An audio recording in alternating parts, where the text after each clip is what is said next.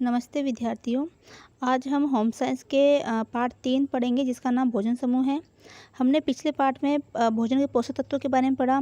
आज हम इस पार्ट में ये जानेंगे जो पोषक तत्व है वो हमारे भोजन के किस किस समूह में प्राप्त होता है।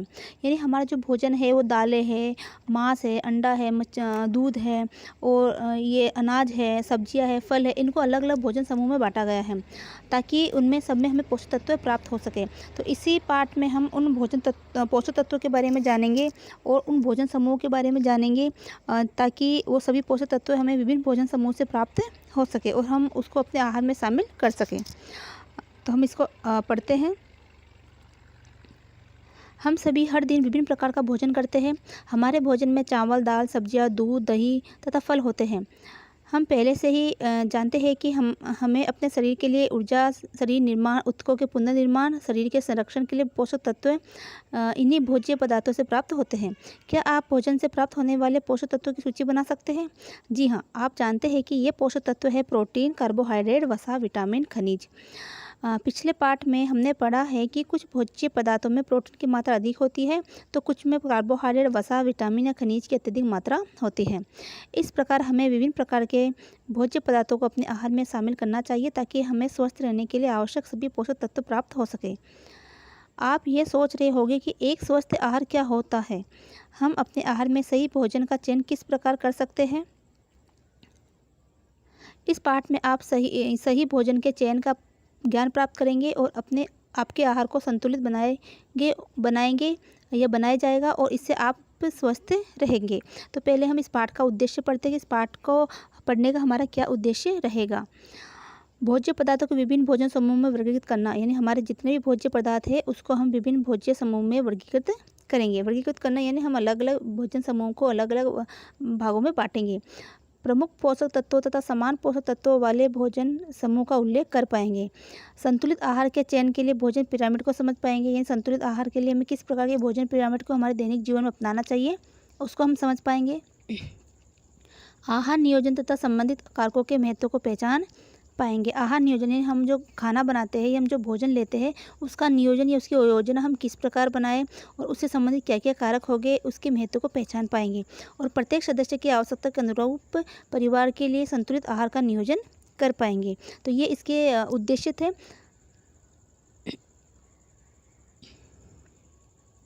अब हम पहला पॉइंट पढ़ते हैं भोजन समूह।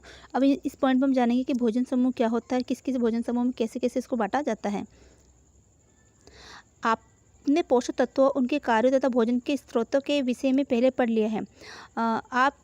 आप जानना चाहते होंगे कि भोजन समूह क्या होते हैं।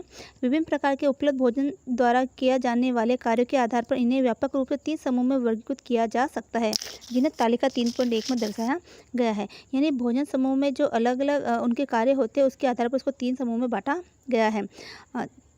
इसकी तालिका में हम इसको देखते हैं। पहला है कार्य और उस कार्य के बाद में है पोषक तत्व, फिर है भोजन। यानी कि जो भोजन समूह को 3 भागों में बांटा गया। पहला है ऊर्जा देने वाला भोजन।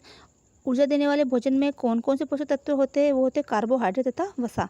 अब ऊर्जा देने वाले भोजन हम क्या खाएं, कौन सा भोजन लें जिसमें ऊर्जा मिलती है हमें? वो है अनाज है, वसा है और शर्करा है। अगला है कार्य शरीर का निर्माण करने वाले भोजन। तो पहला तो ऊर्जा देने वाले भोजन होते हैं, दूसरा शरीर का निर्माण करने वाले भोजन। तो शरीर का निर्माण हमने पिछले पढ़ा है कि प्रोटीन से शरीर का निर्माण होता है जिसमें ऊतकों का निर्माण होता है। अब ये है प्रोटीन हमें कौन कौन से भोज्य पदार्थों से मिलेगा? तो उसमें दालें है, दूध है, मांस है तथा मुर्गी है। तीसरा है विनियामक तथा प्रतिरक्षात्मक भोजन। ये है विटामिन और खनिज, फल और सब्जियाँ। हमारे लिए विभिन्न प्रकार के भोजन उपलब्ध है और प्रत्येक भोज्य पदार्थ का अध्ययन कर पाना संभव नहीं होगा, इसलिए इन्हें विभिन्न भोजन समूह में वर्गीकृत किया गया है। ये समूहन प्रत्येक भोजन के पोषक तत्वों के आधार पर किया गया है। आइए विभिन्न भोजन समूहों का अध्ययन करें। देखो, भोजन समूह है उसको हमने 5 भागों में बांटा गया है। होम साइंस से भोजन समूह कितने भागों में बांटा? 5 भोजन समूह में बांटा गया है। तो ये भोजन समूह पहला है अनाज, दालें तथा उनके उत्पाद। अगला है दालें और फलियाँ। फिर है दूध, अंडे तथा मांस के उत्पादन। अगला है फल और सब्जियां। फिर है वसा तथा शर्करा। अब इसके बारे में हम इन तालिकाओं में अच्छे से पढ़ेंगे कि ये भोजन समूह क्या क्या होते हैं और उसमें उसमें भोज्य पदार्थ क्या होता है, देखो भोजन समूह और भोज्य पदार्थ में हम उसमें क्या खाएं कि हमें वो पौष्टिक तत्व हमें मिले। प्रमुख पौष्टिक तत्व, अब उस भोज्य पदार्थ में हमें कौन कौन से पौष्टिक तत्व मिलेंगे।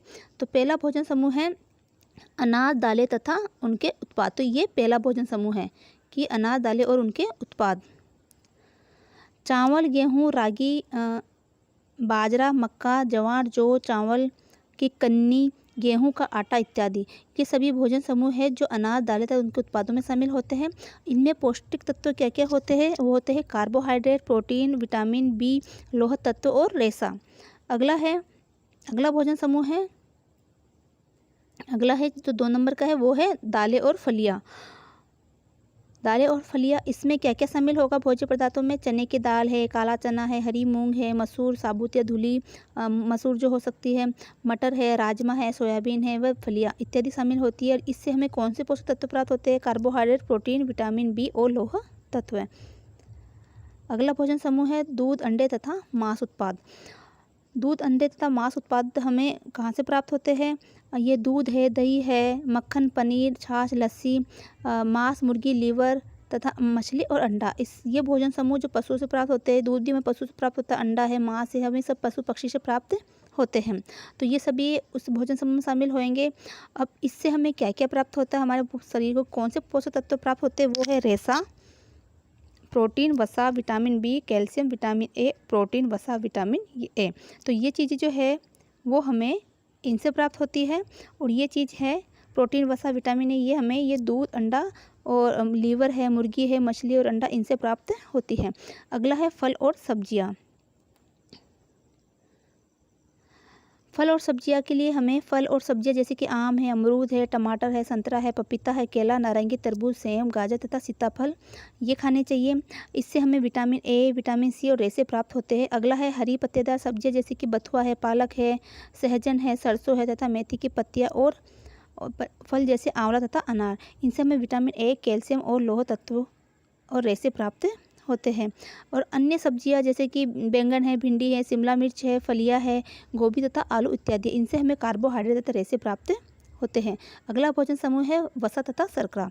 तो वसा के लिए भोज्य पदार्थों में हम मक्खन, घी, हाइड्रोक्रोट तेल, मूंगफली का तेल, सरसों व नारियल का तेल ले सकते हैं, जिससे तो हमें कार्बोहाइड्रेट और वसा प्राप्त होती है। और शर्करा के लिए हमें जो भी मीठी चीज़ें जैसे चीनी है, गुड़ है, शहद प्राप्त कर सकते हैं, इसको हमारे भोजन में शामिल कर सकते हैं, जिससे हमें कार्बोहाइड्रेट प्राप्त होता है।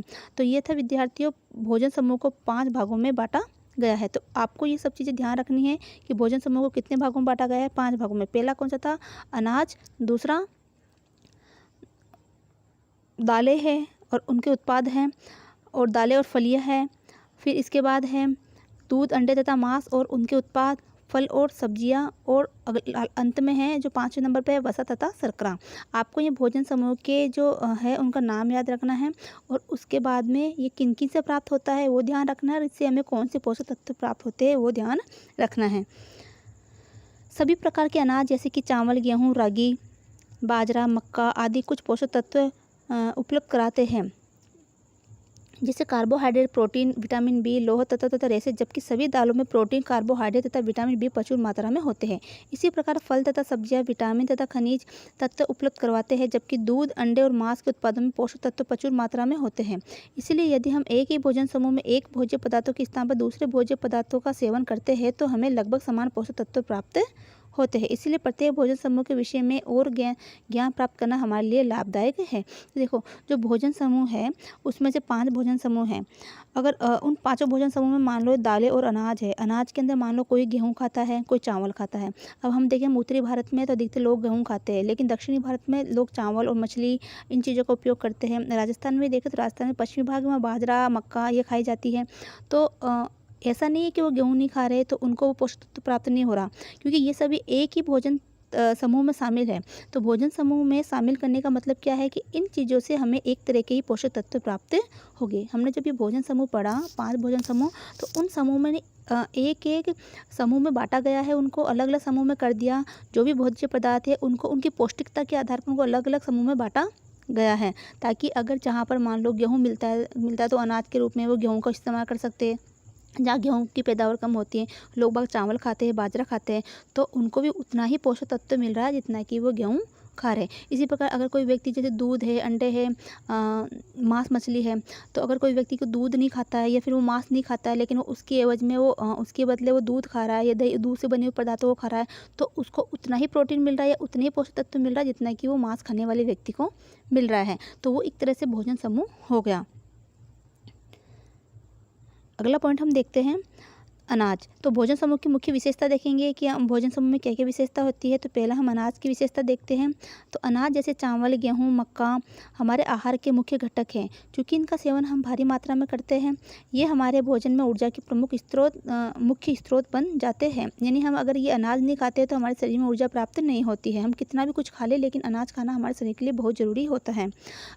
साबुत अनाज व दालों में व्यापक मात्रा में रेशा होता है, जो पोषक तत्व तो नहीं है किंतु एक स्वस्थ पाचन तंत्र को बनाए रखने में महत्वपूर्ण भूमिका अदा करता है। हमने पिछले पार्ट में पढ़ा था कि हमारे जो पोषक तत्व है उसमें एक रेशा भी शामिल है। रेशा क्या करता है, हमारे शरीर में पाचन तंत्र को अच्छा बनाए रखता है, जिससे हमें चुबड़ियात का जो है कैंसर है या फिर हमें कब्ज की बीमारी है, इनसे हमें ये बचा के रखता है। तो ये अधिकतर साबुत अनाजों में होता है। इसके अतिरिक्त रेशा तत्व विभिन्न जीवन शैली संबंधी रोगों के निवारण में महत्वपूर्ण भूमिका अदा करता है। आप इसके विषय में आगे पढ़ेंगे। हमें पर्याप्त मात्रा में रेशा तत्व प्राप्त करने के लिए अनाज को अपरिष्कृत रूप में लेना चाहिए। अपरिष्कृत यानी वो पॉलिश किया हुआ अनाज नहीं होना चाहिए। जैसे कि चावल होते हैं, चावल पॉलिश किए हुए होते हैं, जो वाइट चावल आते हैं वो पॉलिश किए हुए होते हैं। इसके अलावा जो ब्राउन राइस आते हैं वो अपरिष्कृत होते हैं। तो ब्राउन राइस है वो खाने में बहुत ही पौष्टिक होते हैं और उसमें रेशे भी प्रचुर मात्रा में होते हैं। अनाज में विटामिन बी कॉम्प्लेक्स भी प्रचुर मात्रा में होता है। जब अनाज को परिष्कृत किया जाता है तो इस तत्वों को भी हानि होती है। जैसे कि मैदा, पॉलिश किया हुआ चावल। तो जैसे कि मैदा है, मैदा भी परिष्कृत की श्रेणी में आती है, जिसके अंदर विटामिन बी कॉम्प्लेक्स है, ये सभी ख़त्म हो जाते हैं। इसी प्रकार चावल है तो चावल भी पॉलिश किया हुआ आता है, तो उसमें भी ये विटामिन बी कॉम्प्लेक्स ख़त्म हो जाता है और ये उसमें इतनी पौष्टिकता या रेशे तत्व प्राप्त नहीं होते। इसीलिए हमें भी अपने आहार में मैदे के स्थान पर साबुत गेहूं का आटा तथा पॉलिश किए हुए चावलों के स्थान पर घर पर बिना पॉलिश वाले चावलों का प्रयोग करना चाहिए। दलिया तथा ब्राउन राइस चावलों को अपने आहार में शामिल किया जाना चाहिए। आप ये भी जानते हैं कि हम अनाज के साथ साथ दालें, दही, दूध, मांस तथा सब्जियां भी खाते हैं। उदाहरण के लिए दाल, चावल, खिचड़ी, सांभर, इडली, डोसा, दाल बाटी तथा बिरयानी। क्या आप बता सकते हैं कि ऐसा क्यों है? जी हाँ, जब अनाज को दालों और सब्जियों के साथ मिलाया जाता है तो हमारे आहार की पौष्टिक गुणवत्ता बढ़ जाती है। तो हम अपने खाने में कई बार देखते हैं कि कुछ समूह बना हुआ है, जोड़ा बना हुआ है, एक तरह से देखा जाए। जैसे कि दाल चावल है, खिचड़ी है, सांभर इडली है, डोसा है, दाल बाटी है, बिरयानी है या दही छाछ है, वो भी हम खाने में साथ में लेते हैं। तो ये सब चीज़ें क्यों लेते हैं हम? ताकि ये हमारे जो भोजन की पौष्टिकता को, गुणवत्ता को बढ़ा देते हैं। जैसे हम चावल खा रहे हैं तो चावल तो किस में शामिल हो गया? अनाज के अंदर शामिल हो गया। और दालें जो है अलग अनाज में शामिल हो गई, तो अगले अलग समूह में शामिल हो गई। इसी प्रकार हम अपने भोजन में साथ में दूध दही भी ले रहे हैं। ये दूध की जगह हम दही ले रहे हैं या छाछ ले रहे हैं, तो वो भी एक दूध दही जो मांस वाला जो भोजन समूह था उसमें शामिल हो गया। तो हमें सभी भोजन तत्वों में, समूह में से हमें भोजन को शामिल, हमारे पोषक तत्वों में शामिल करना चाहिए, हमारे भोजन में शामिल करना चाहिए। इससे हमारे भोजन की गुणवत्ता बढ़ जाती है। अगला भोजन समूह अगला भोजन है या दालें और फलियाँ। दालें और फलियाँ जैसे कि अरहर, उड़द, राजमा, चने की दाल, हरी मूंग भारतीय भोजन में प्रोटीन के मुख्य स्रोत है। विशेष रूप से सब्जियां, इनमें विटामिन बी, कैल्शियम तथा लोहा तत्व प्रचुर मात्रा में होता है। तो अगर प्रश्न बने कि विटामिन बी और कैल्शियम तथा लोहा तत्व प्रचुर मात्रा में किन में होता है, तो इसमें आप आंसर लिखोगे कि अरहर है, उड़द, राजमा, चने की दाल, हरी मूंग की दाल जो भारतीय भोजन में शामिल होता है उसमें प्रोटीन की मात्रा विशेष रूप से होती है और इसमें विटामिन बी कॉम्प्लेक्स और कैल्शियम तथा लोहा तत्व प्रचुर मात्रा में होता है। आपने यह पहले ही जान लिया है कि दालों की प्रोटीन गुणवत्ता को अनाजों के साथ मिलाकर बढ़ाया जा सकता है।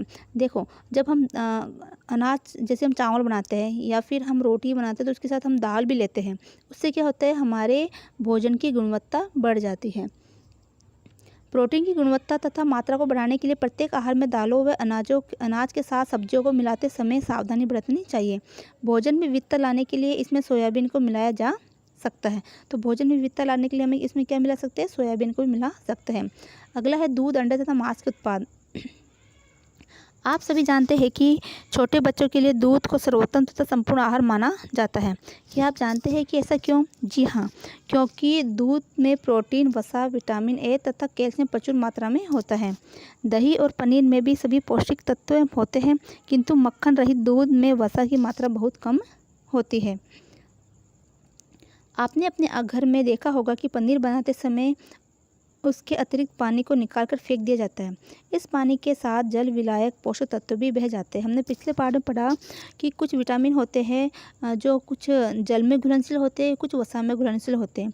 तो जो जल में घुलनशील विटामिन होते हैं वो अगर जल में घुल जाएंगे और फिर हम उसको फेंक देंगे तो वो हमारे कुछ भी कार्य नहीं कर पाएंगे, हमारे काम वो नहीं आ पाएंगे। चीज़ और पनीर में पोषक तत्वों के रूप में प्रोटीन प्रचुर मात्रा में होता है। याद रखिए कि इस पानी का प्रयोग दाल बनाने या रोटी बनाने के लिए, आटा गूंथने के लिए किया जा सकता है। तो हम घर पे जब पनीर बनाते हैं तो क्या करते हैं, जो दूध को हम फाटते हैं, दूध जब फट जाता है तो उससे पनीर बनता है। तो उस पानी को तो हम निकाल देते हैं और पनीर को अलग कर देते हैं और उस पानी को हम अधिकतर फेंक देते हैं। तो हमें उस पानी को नहीं फेंकना चाहिए, क्योंकि कुछ विटामिन होते हैं जो जल में घुल जाते हैं। तो उस पानी का उपयोग हम दाल बनाने में या रोटी बनाने में ले सकते हैं, ताकि वो पोषक तत्व हमें प्राप्त हो सके। अंडे में विटामिन सी को छोड़कर लगभग सभी पोषक तत्व प्रचुर मात्रा में होते हैं। अब यहाँ भी एक प्रश्न बन रहा है कि अंडे में कौन सा विटामिन या कौन सा पोषक तत्व नहीं होता, तो वो क्या आएगा? Vitamin C. कि अंडे में विटामिन सी जो है वो पोषक तत्व उसमें नहीं होता। अंडे में उत्कृष्ट गुणवत्ता वाले प्रोटीन होते हैं, इसीलिए बढ़ते हुए बच्चों, गर्भवती महिलाओं और दूध पान कराने वाली माताओं के लिए अंडे अत्यंत महत्वपूर्ण होते हैं। मांसाहारी भोजन में मांस, चिकन तथा मछली शामिल है।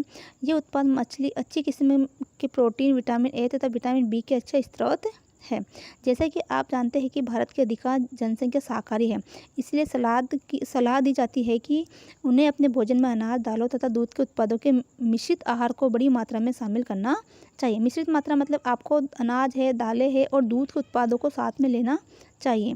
प्रोटीन की गुणवत्ता के आधार पर यह आहार मांसाहारी भोजन के बराबर पौष्टिक है। यानी कि जो प्रोटीन हमें जितना मांस से, चिकन और मछली से प्राप्त होता है, उतना ही प्रोटीन अगर हम अनाज, दालें और दूध के उत्पादों को हम अपने आहार में शामिल करते हैं तो उतना प्रोटीन हमें उसमें प्राप्त हो जाता है। हमारे भोजन के अनेक परंपरागत संयोजन जैसे कि दही और छाछ के साथ डोसा, सांभर उच्च प्रोटीन गुणवत्ता के एक उत्कृष्ट उदाहरण है। हमें पोषण से भरपूर इस परंपरागत भोजन का सेवन जारी रखना चाहिए तथा डिब्बाबंद भोजन से बचना चाहिए। आजकल क्या होता है कि अधिकतर लोग डिब्बाबंद भोजन या बाहर से पैकिंग किया हुआ भोजन मंगाते हैं, जिसमें इतनी पौष्टिकता नहीं होती। इसीलिए हमें घर पे बना हुआ भोजन का ही उपयोग करना चाहिए। जो हमारे परंपरागत भोजन है, जैसे कि दूध, दही, छाछ है, डोसा, सांभर है, या फिर दाल चावल है, बाटी चूरमा है, या दाल बाटी है, इनको हमें शामिल करना चाहिए। अब ये जो है प्रश्न दे रखा है, पाठागत प्रश्न 3.1, जिसको कॉलम 1 क को कॉलम ख से मिलान करना है। जैसे अनाज के अंदर क्या क्या चीज़ें शामिल होती है? अनाज में राजमा है, सोयाबीन है, या फिर रागी और बाजरा। तो अनाज में क्या शामिल होगी? रागी और बाजरा। तो ये अनाज में शामिल होगा। तो रागी और बाजरा अनाज में शामिल होता है। दालों में राजमा और सोयाबीन होगा। दूध के उत्पाद में जैसे कि पनीर है, दही है, ये दूध के उत्पाद हैं। और घी और मक्खन भी किसके उत्पाद हैं? ये भी दूध के उत्पाद हैं। फल में पपीता और अमरूद है। सब्जियों में जैसे कि बैंगन और आहार है। इस तरह से हमें इसमें मिलान करेंगे। अगला प्रश्न है, निम्नलिखित वाक्यों को सही या गलत है बताइए, और उसके उत्तरों पक्ष में उत्तर भी लेना है हमें। अनाज हमारे शरीर के लिए ऊर्जा का प्रमुख स्रोत है। तो ये बात सही है कि अनाज अनाज जो है हमारे शरीर में ऊर्जा का प्रमुख स्रोत है। अनाज में कार्बोहाइड्रेट होता है, वसा होती, अनाज में कार्बोहाइड्रेट होता है, प्रोटीन होता है और ऐसे होते हैं जो कि हमारे शरीर को ऊर्जा प्रदान करते हैं। हमें अनाज को परिष्कृत रूप में खाना चाहिए, तो ये गलत कह रहा है। अनाज को हमें परिष्कृत रूप में नहीं, जबकि अपरिष्कृत रूप में खाना चाहिए, क्योंकि परिष्कृत करने के बाद में उसमें जो विटामिन बी कॉम्प्लेक्स है और उसके जो अन्य रेशे हैं वो ख़त्म हो जाते हैं। छोटे बच्चों के लिए दूध को सर्वोत्तम भोजन माना गया है। तो ये सही है कि छोटे बच्चों के लिए दूध को सर्वोत्तम भोजन माना गया है, क्योंकि दूध में प्रोटीन होता है और छोटे बच्चों के लिए प्रोटीन बहुत ही ज़रूरी होता है। साथ में इसमें कैल्शियम भी होता है, जो कि हड्डियों को मजबूत करता है। तो छोटे बच्चे जो होते हैं वो, उनका जो शारीरिक विकास हो रहा होता है, वो बच्चे बढ़ रहे होते हैं, तो उनके लिए दूध बहुत ही उपयोगी होता है। हमें अनाज और दालों के संयोजन को नहीं रखना चाहिए, ये गलत है। यानी कि हमें अनाज और दालों के संयोजन को रखना चाहिए। शाकाहारी लोगों को ही विशेष रूप से दालों का सेवन करना चाहिए। ये कोई ज़रूरी नहीं है, शाकाहारी के अलावा मांसाहारी भी दालों का उपयोग कर सकता है। तो ये बात यहाँ पर गलत बताई गई है। अगला है फल और सब्जियाँ। फल और सब्जी, पहले फल पढ़ते हैं। रसीले फल जैसे कि संतरे तथा मौसमी आदि में विटामिन सी प्रचुर मात्रा में होता है। आंवला तथा अमरूद सस्ते फल है और इनमें विटामिन भरपूर मात्रा में होते हैं।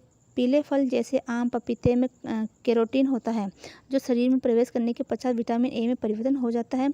हम सभी जानते हैं कि विटामिन ए आँखों के लिए बहुत अच्छा होता है। तो फल और पपीते में क्या होता है, कैरोटीन होता है। जैसे कि आम और पपीते में कैरोटीन होता है, जो कि हमारे शरीर में प्रवेश करते ही विटामिन ए में बदल जाता है और ये हमारी आँखों के लिए बहुत ही अच्छा होता है।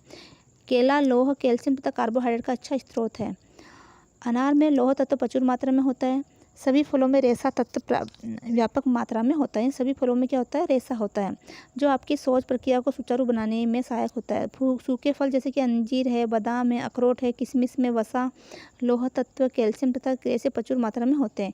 स्थानीय रूप से उपलब्ध फलों का सेवन करना चाहिए क्योंकि ये ताजे व किफ़ायती होते हैं। स्थानीय रूप से उपलब्ध का मतलब ये होता है कि जो हमारे आसपास जो पैदावार हो रही है उन फलों को ही हमें उपयोग में लेना चाहिए, क्योंकि हम बाहर से मंगवाते तो पता नहीं उनको हमारे तक पहुंचने में कितने दिन लगे होंगे, यानी 2-3 दिन का समय वो ले लेते हैं। तो इसलिए हमें स्थानीय जो फल होते हैं उन्हीं को ज़्यादा महत्व देना चाहिए। तो देखो, ऐसा नहीं है कि जो महंगे फल है उसी में अधिकतर जो प्रोटीन है, कैल्शियम, इन पोषक तत्वों की मात्रा होती है। कुछ सस्ते फल भी होते हैं जिसमें भी सभी पोषक तत्व मिल सकते हैं। जैसे कि अनार है, अनार महंगा आप नहीं खरीद सकते, लेकिन आप केला लो, वो बहुत सस्ता आता है, उसमें इतने सारे पोषक तत्व प्राप्त होते हैं और सबकी पहुँच में भी ये होता है। अगला है हरे पत्तेदार सब्जियाँ। हरी पत्तेदार सब्जियां जैसे कि पालक है, मेथी है, सोया है, चौलाई है तथा पुदीने में कैरोटीन, कैल्शियम, लौह तत्व तथा विटामिन सी प्रचुर मात्रा में होते हैं। ये सब्जियां ग्रामीण क्षेत्रों में बड़ी मात्रा में उपलब्ध होती है। इन्हें हम अपने किचन गार्डन में भी आसानी से उगा सकते हैं। इन सब्जियों को अपने दैनिक आहार में शामिल करना अत्यंत महत्वपूर्ण है। अन्य सब्जियां आलू, शकरकंदी, सलगम, गाजर तथा मूली जड़ सब्जियों के कुछ उदाहरण हैं। जड़ सब्जियां मतलब कि ये सभी ज़मीन के अंदर उगती हैं। ये जड़ सब्जियां कार्बोहाइड्रेट के अच्छे स्रोत हैं। हम सब जानते हैं कि आलू को सभी सब्जियों का राजा माना जाता है। क्या आप जानते हैं कि आलू में भी विटामिन सी और कार्बोहाइड्रेट होता है? आइए अब गाजर के विषय में चर्चा करें। आपने मीठा और स्वादिष्ट गाजर का हलवा अवश्य ही खाया होगा, जो कि गाजर से बना एक प्रसिद्ध व्यंजन है। अन्य सब्जी जैसे कि भिंडी, फलियां, बैंगन, घिया, टमाटर, फूल गोभी तथा शिमला मिर्च हमारे दैनिक आहार में विविधता, स्वाद तथा रंग उपलब्ध कराते हैं। विविधता का मतलब होता है हम अलग अलग तरह की सब्जियां हैं हमारे भोजन में शामिल करते हैं तो उसमें विविधता आती है और इसमें रेशा तत्व भी होते हैं। कुछ सब्जियों में विटामिन सी तथा खनिज जैसे लौह, कैल्शियम, जिंक, सोडियम तथा पोटेशियम भी प्रचुर मात्रा में होते हैं। वसा और शर्करा, मक्खन, घी, तेल जैसे सरसों, मूंगफली, नारियल का तेल तथा सोया तेल भारत में उपयोग किए जाने वाला सामान्य वसा है।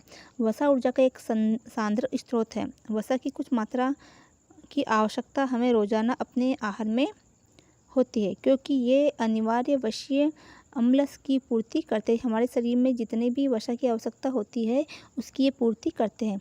इसके अतिरिक्त कुछ विटामिन जैसे कि ए, डी, ई और के वसा में घुलनशील होते हैं, तो इसके लिए भी हमें वसा की आवश्यकता होती है। यानी कि हमें चिकनी जैसे घी है, मक्खन है, तेल है, इनको खाने की ज़रूरत होती है, क्योंकि कुछ विटामिन होते हैं वो इन्हीं में घुलते हैं, है ना। तो अगर हम वसा की मात्रा नहीं लेंगे तो ये विटामिन हमारे शरीर में कार्य नहीं कर पाएंगे और हमारे शरीर के लिए अत्यंत महत्वपूर्ण होते हैं, क्योंकि विटामिन ए, डी, ई और के ये हमारे शरीर में अत्यंत महत्वपूर्ण होते हैं और इसको घुलने के लिए वसा की आवश्यकता होती है। तो हमें वसा भी हमारे भोजन में शामिल करना चाहिए। जैसे कि इसमें हम घी शामिल कर सकते हैं, हम जो तेल है खाते हैं सब्जी वगैरह में तो वो खाते हैं, लेकिन वो भी एक निश्चित मात्रा तक ही होनी चाहिए। ज़्यादा खाओगे तो आपको वो भी नुकसान करेगा। चीनी, गुड़ तथा शहद मीठे पदार्थ हैं जो हमारे शरीर को कार्बोहाइड्रेट उपलब्ध कराते हैं। क्या आप जानते हैं कि गुड़ चीनी से बेहतर होता है?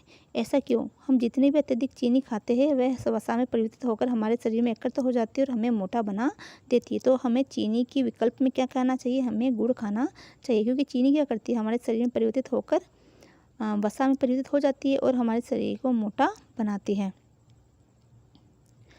पाठागत प्रश्न 3/2, ये आपको करना है विद्यार्थियों। ये बहुत सरल है, इतना कुछ हार्ड नहीं है। ये सब चीज़ें हमारे जीवन में हम शामिल है, यानी हम खाते हैं ये सब भोज्य पदार्थों को हमारे जीवन में हम उपयोग में लेते हैं। बस आपको हल्का सा थोड़ा सा इसमें समझ के पढ़ना है और आप आराम से इन क्वेश्चनों को कर सकते हो। भोजन विनिमय, अब देखो भोजन विनिमय क्या होता है, अब इसकी इंग्लिश मीनिंग देखें तो फूड एक्सचेंज। एक्सचेंज का मतलब क्या होता है, चेंज करना।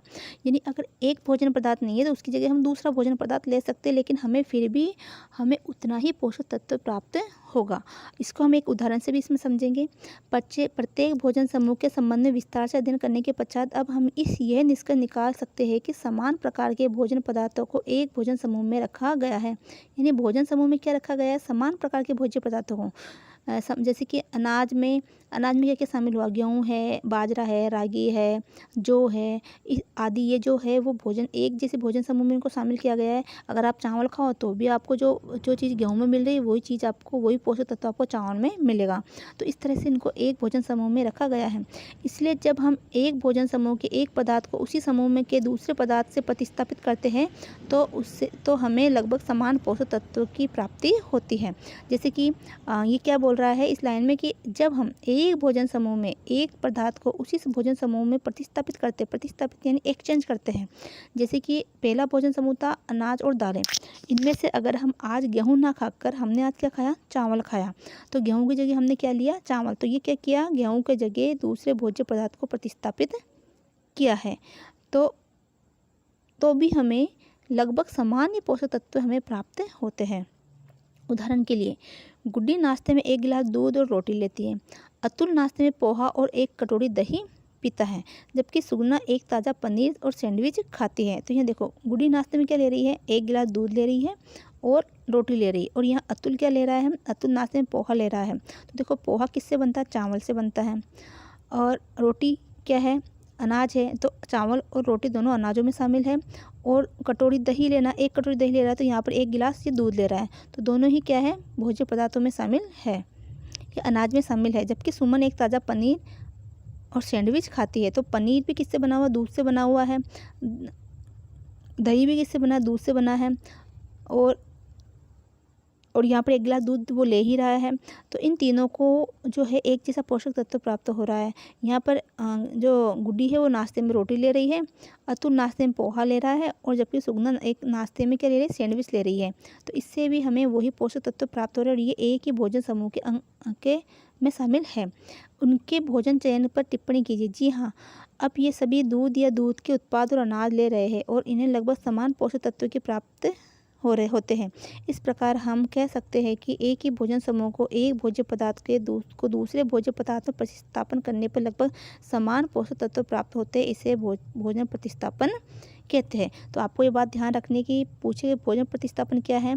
तो इस प्रकार तो इसमें क्या होगा, एक ही भोजन समूह से यानी एक ही भोजन के ग्रुप में से एक भोज्य पदार्थ को दूसरे भोज्य पदार्थ में प्रतिस्थापित करने पर, तो एक भोज्य पदार्थ को क्या करेंगे, हम दूसरे भोज्य पदार्थ से प्रतिस्थापित यानी एक्सचेंज करेंगे, लगभग समान ही पोषक तत्व प्राप्त होता है और इसे भोज्य प्रतिस्थापन कहा जाता है।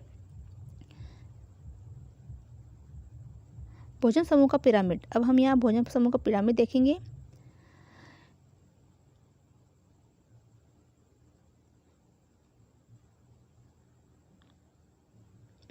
भोजन समूह के पिरामिड में एक भोजन समूह में भोजन के चयन में सहायता प्राप्त करने के लिए एक भोजन समूह पिरामिड विकसित किया गया है। यानी भोजन समूह के चयन के लिए कुछ हमें सहायता मिल सके, इसलिए पिरामिड बनाया गया है। भोजन समूह का पिरामिड स्पष्ट रूप से दर्शाता है कि हमें अच्छा स्वास्थ्य प्राप्त करने के लिए प्रत्येक 5 भोजन समूह में से भोजन का सेवन करना चाहिए। पिरामिड हमें यह भी बताता है कि हमें भोजन पिरामिड के शीर्ष पर दर्शाए गए भोज्य पदार्थों जैसे कि वसा तथा शर्करा को पिरामिड के निचले भाग में दर्शाए गए अनाज और दालों की तुलना में कम खाना चाहिए। तो आपने देखा ये भोजन पिरामिड है। इस भोजन पिरामिड में ऊपर शीर्ष पे क्या दे रखा है, वसा दे रखी है। तो हमें वसा को कम उपयोग में लेना चाहिए, जबकि नीचे जो है अनाज से बनी हुई चीज़ें हैं इसको हम ज़्यादा उपयोग में ले सकते हैं। पिरामिड हमें यह भी बताता है कि हमें भोज्य पिरामिड के शीर्ष पर दर्शाए गए भोज्य पदार्थों जैसे कि वसा तथा शर्करा को पिरामिड के निचले भाग में दर्शाए गए अनाज और दालों की तुलना में कम खाना चाहिए। भोजन पिरामिड का प्रयोग न केवल अच्छे स्वास्थ्य और को सुनिश्चित करता है, बल्कि संतुलित आहार के नियोजन तथा वैकल्पिक भोजन के चयन में भी सहायक होता है। तो इस तरह से विद्यार्थियों, हमने अभी भोजन समूह के बारे में जानकारी प्राप्त की और किन किन भोजन समूह से हमें क्या क्या लाभ प्राप्त होता है, हमारे शरीर को कौन कौन से पोषक तत्व प्राप्त होते हैं, वो हमने जाना। अब हम अगले वीडियो में संतुलित आहार और जो बाकी के इसके पॉइंट रहे उसके बारे में हम चर्चा करेंगे। तो उम्मीद है कि आपको ये पाठ समझ में आया होगा और आपको इसको और अच्छे से पढ़ना है, अध्ययन करना है, इसके दिए हुए प्रश्नों को भी हल करना है। और वीडियो अच्छा लगे तो इसको लाइक और शेयर ज़रूर करें। धन्यवाद।